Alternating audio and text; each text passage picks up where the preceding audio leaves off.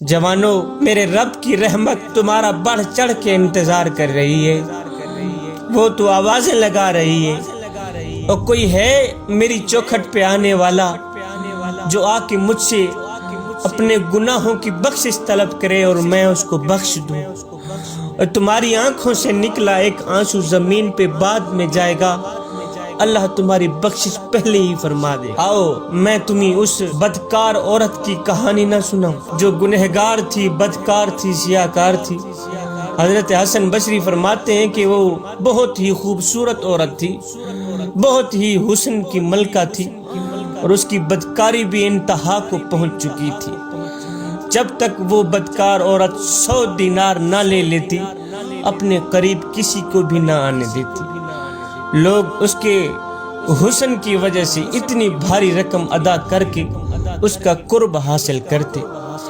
حضرت حسن بصری فرماتے ہیں ایک مرتبہ ایک عبادت گزار شخص کہیں جا رہا تھا تو یہ بدکار حسن کی ملکہ عورت اپنے چبارے کے اوپر چڑھی ہوئی تھی۔ اس عبادت گزار شخص کی نظر اس بدکار عورت پر پڑی۔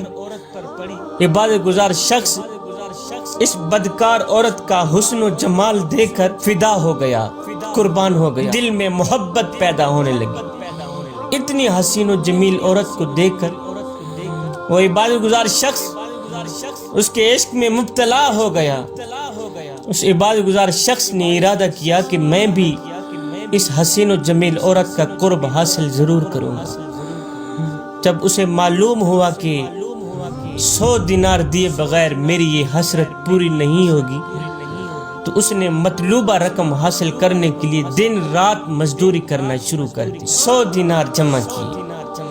جب 100 دینار جمع ہو گئے تو اس عبادت گزار شخص نے کیا کیا، اس بدکار عورت کے پاس پہنچا اور کہا، اے حسن و جمال کے پیکر، میں نے مزدوری کر کے 100 دینار اکٹھے کیے ہیں، وہ لے کر تیرے پاس آیا ہوں، لہٰذا اپنی خواہش پوری کرنا چاہتا ہوں۔ یہ سن کر اس فاحشہ عورت نے، حسن کی ملکہ نے کہا، اندر آ جاؤ۔ جب یہ عابد کمرے میں داخل ہوا تو دیکھا کہ وہ حسین و جمیل عورت سونے کے تخت پر بیٹھی ہے۔ اس نے عبادت گزار شخص سے کہا کہ میرے قریب آؤ، میں حاضر ہوں۔ وہ عبادت گزار شخص بے تاب ہو کر اس کی طرف بڑھا اور اس کے قریب تخت پر جا بیٹھا۔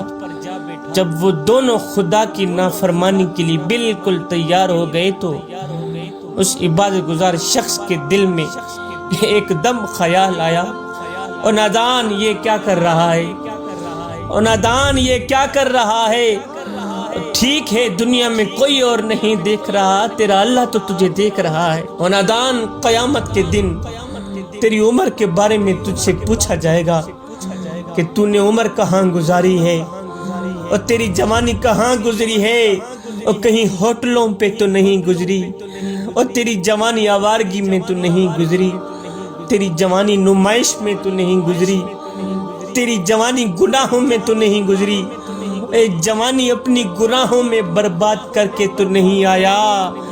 اے قیامت کے دن جب یہ پوچھا جائے گا تو پھر تو اللہ کو کیا جواب دے گا؟ اگر جواب نہ ہوا تو پھر کیا جواب دے گا؟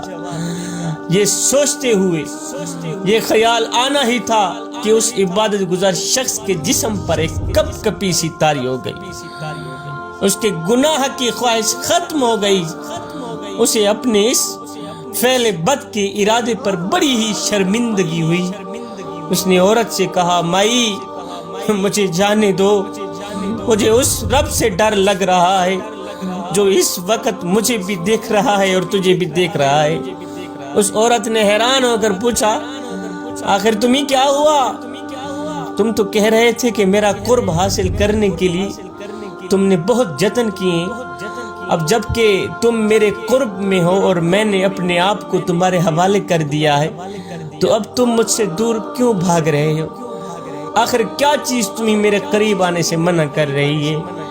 یہ سن کر اس عبادت گزار شخص نے کہا، مجھے میرے اللہ سے ڈر لگ رہا ہے، قیامت کا دن ہوگا، مجھے میری جوانی کے بارے میں پوچھا جائے گا کہ کہیں تو نے جوانی गुनाहों में तो बर्बाद नहीं की, और जवानी आवारगी में तो नहीं गुजार के आया।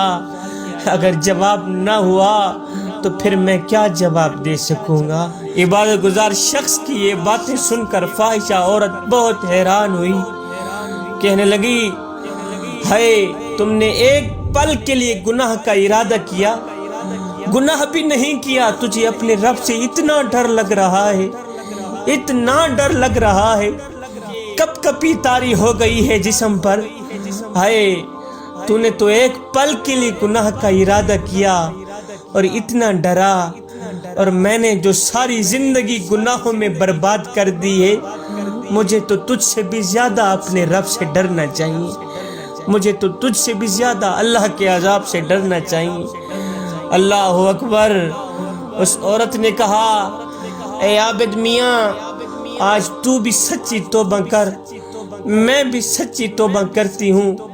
आज के बाद मैं कोई भी गुनाह नहीं करूंगी, आज के बाद मैं कोई भी गलती नहीं करूंगी।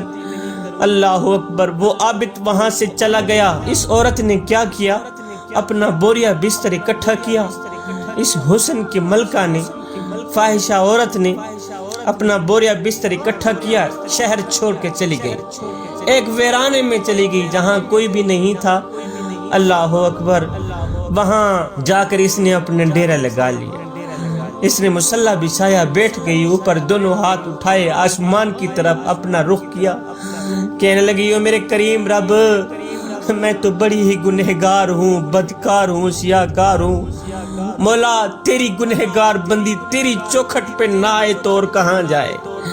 मौला, तेरा बंदा अगर तेरी चौखट पे ना आए, तेरे सिवा कोई और रब है जहां मैं जाऊं अपनी गुनाहों की बख्शिश तलब करूं। और मेरे मालिक मुझे बख्श देना, मेरे मालिक इस गुनहगार बंदी को बख्श देना। जब इस औरत ने अपनी आंखों से एक आंसू बहाया, इसकी आंखों से निकला एक आंसू जमीन पे गया था, उस वक्त मेरे अल्लाह ने इस बदकार औरत को अपनी महबूबा बना लिया।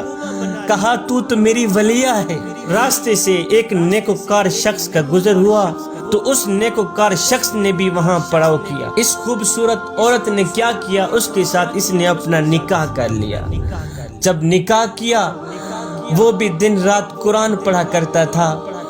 ये नेकोकार औरत भी दिन रात कुरान पढ़ा करती थी। अल्लाह अकबर। मियाँ भी नेकोकार, बीवी भी नेकोकार। अल्लाह अकबर। जब इन्होंने एक दूसरे के साथ हुकूक ज़ौजियत पूरे किए, अदा किए, तो इनके 7 बेटे हुए। हजरत हसन बसरी फरमाते हैं, 7 बेटे हुए, 7 के 7 अल्लाह के वली बनकर मरे थे। अल्लाह अकबर। माँ दिन रात कुरान पढ़ा करती थी, बाप दिन रात कुरान पढ़ा करता था। ओए, होने वाले बच्चे अल्लाह के वली न बनते तो और क्या बनते। अल्लाह ताला के नेक बंदों की भी कमी नहीं, जो किसी भी वक्त शैतान के बहकावे में तो आ सकते हैं, लेकिन फिर भी अल्लाह ताला के अहकामात की नाफरमानी नहीं कर सकते और शर से महफूज रहते हैं। अगर सोहबत किसी पाकबाज की मुयस्सर आ जाए तो बद से बदतर इंसान भी हिदायत की राह पे चले बगैर नहीं रह